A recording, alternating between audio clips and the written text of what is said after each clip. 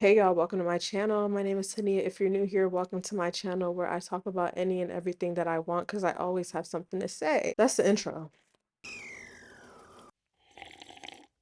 So today's video is going to be the first episode of T's Kettle, which I just made up in my mind, the series where I come on here and I just talk. This episode is literally going to be about how Kendrick Lamar manipulated us and Drake at the same time. I've been wanting to make a video about this for a while now. I just didn't really know what to say and how to say it because everybody has said any and everything on this topic. FD Signifier basically made a video talking about the things that he wanted to add to his 3 hour long video, and yes, I was tuned in, yes, I watched it. But yeah, this video is really just gonna be me talking about how Kendrick manipulated the whole situation.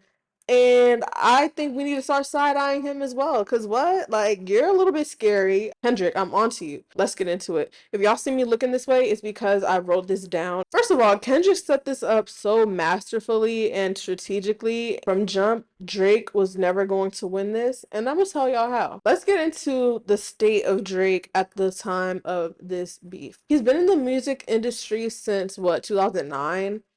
Probably before that, but 2009 I feel like is when he like really started to like blow up and stuff. And when he first came out, I feel like Drake had more drive, he had more ambition, and of course like that makes sense because most people, they're hungry, they're ready to get to the top. And when he got to the top, he got very comfortable, and like I feel like the quality of his music started to go down while the quantity started to go up. Like he was just in the studio making music just to make music, you know what I'm saying? And of course, people are going to listen to it because, again, it's Drake. People were always going to be locked in listening to Drake. That was never going to be a problem.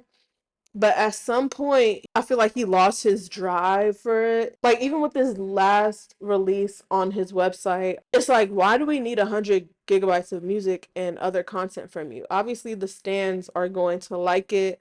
They're going to be the ones that, like, eat it up. But it's like, for Gen Pop, at some point, we need to start seeing less of you. And this is where Kendrick kind of, like, had that one up on Drake because like Kendrick Lamar only like you only know what Kendrick Lamar has told you. Drake, he got exposed for having a secret kid. You hear Drake doing very snake like things in the industry. Like people are already side-eyeing him. Kendrick knows that he has this like savior complex that he tried to like, put to rest in Mr. Morale and the Big Steppers. And I'm not saying he did this to himself because he's always been so forthcoming with like the stuff that he's battled, things that he's been through and stuff like that. But people already put that onto him. The fact that all this Drake information was coming from Kendrick Lamar of all people, like that's a reputable source to everybody.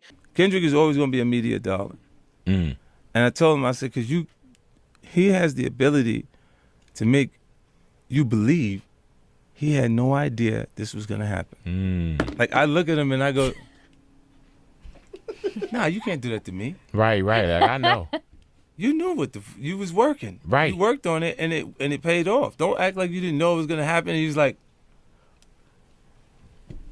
of course they're gonna take it differently. Like imagine if Future or somebody was the one mainly dissing Drake. Future, you're like shady too. That's why I think the Pusha T thing came off so harsh as well towards Drake. Not only because he revealed that he had a son, but it's Pusha T. Like he's well respected. Kendrick Lamar had that one up on him as well. So it's just like you picked the perfect time when people was already hating on Drake for his character, for his music quality. Something that people value in artists is seeing growth. We want to see you do better. Drake used to make music that was so catered to women that he had such a strong women fan base.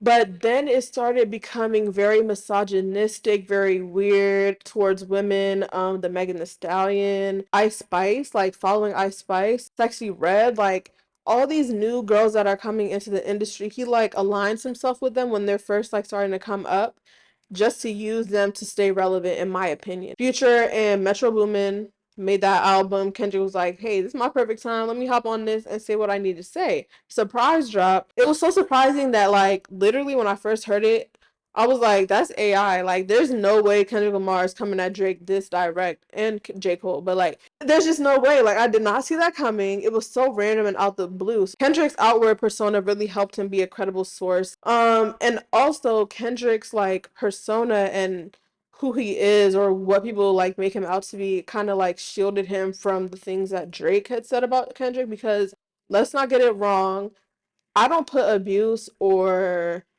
weird behavior past anybody.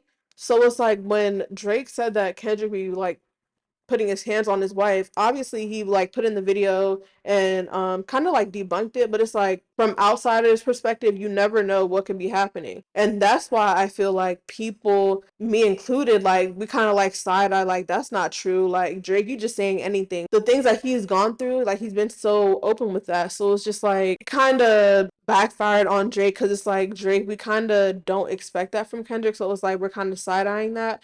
But from Drake's point of view, everything that Kendrick said about him being like very predatory towards young girls and very like rumor-ish, because there's proof of that. Knew the right things to say because there are things to say about Drake, and also playing what Drake was gonna say towards Kendrick, because like that's literally all he has against Kendrick is what Kendrick has told us, right? So Kendrick all like fabricating stories on the family front because you heard Mr. Morale in Euphoria before Family Matters even comes out. It's just like he's literally planting seeds into everybody's brain before it could even happen. Saying that Drake is spiraling, and he literally spirals in The Heart Part 6. Drake could have not said anything, but that would have been like looking like very, Drake had to respond to this. Like that was like the like what's up. Euphoria was like, let me tell y'all how it's about to go down. Like I know the type of person Drake is, so I'm going to call out his moves before he even gets to do them. Like that's like having a cheat code book in your hand and you like, yeah, I'm about to tell the audience what you're about to play. 616 in LA was kind of like as like a warning. After 616, we get Family Matters. Obviously, I feel like Drake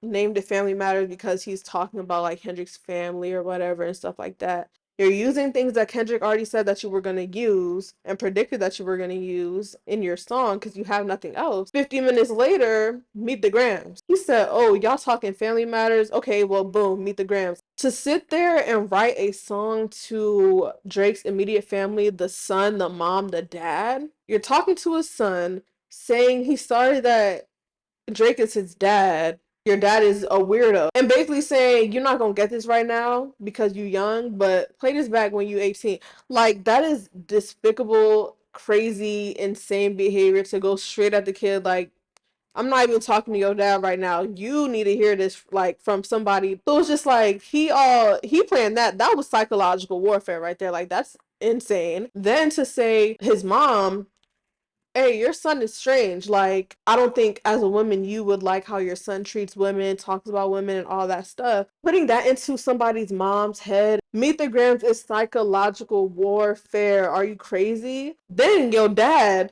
he like, oh yeah, your son using you for your image because you black, you grew up in Memphis, you have connections in the industry. You need more money from your son. Your son is a leech. He's literally making money off of everything that you've done. To say that to his dad, I mean, the daughter part like is debatable because we really don't have no proof on that, but it's just like proof or not, the fact that the daughter thing could be true and the fact that it already happened before with Adonis is like, it don't matter if it's true or not because we already have this idea of Drake in our head. It's weird. It's like Kendrick Lamar, we're not side-eyeing him enough.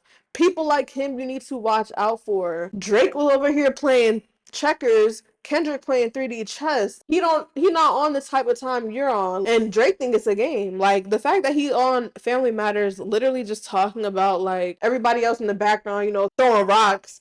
Kendrick came with a boulder, said, what's up? And you still talking to people throwing rocks? Sir, you got a boulder in front of your face hurling towards you right now. Like, please focus.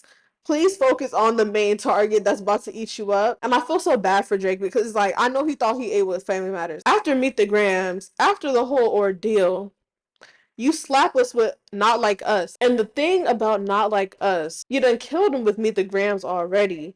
But now you literally just shooting the corpse. Like literally we've heard enough. He made a hit record basically calling out the biggest rapper. He put that into a packageable, manageable, digestible song for the general population to sing and dance with at the club. Kids singing the song, talking about A minor, certified lover boy, certified PDF file. The last move is to make a song that everybody's gonna be singing. He turned the whole world against Drake. The people that was already Drake haters, like they was already on that type of time.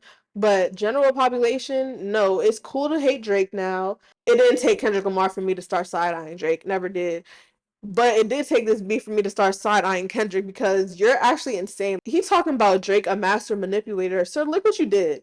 Look what you did to the whole world. And what? Because your ego? Like, because you just had to be the best. Like, I get it. But at the same time, it's like, no, people need to start looking at Kendrick as well. Like, it's just, it's ridiculous. You know what I'm saying?